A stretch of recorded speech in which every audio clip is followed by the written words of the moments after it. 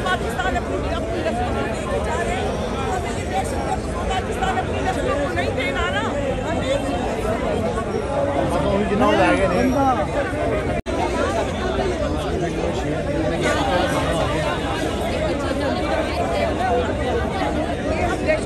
पाकिस्तान अपनी रिस्पॉन्सिबिलिटी चाह रहे हैं, हमें ये पाकिस्तान अपनी रिस्पॉन्सिबिलिटी को नहीं देना ना।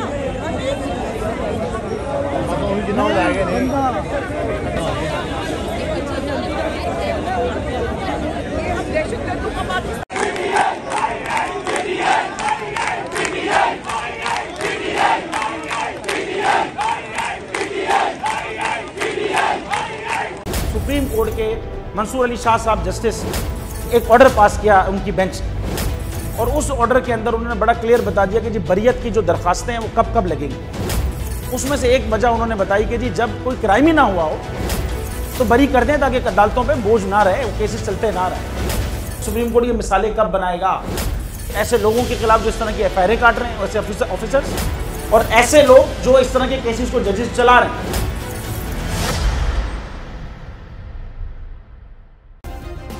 सब्सक्राइब करें और बेल दबाएं ताकि कोई खबर रह न जाए।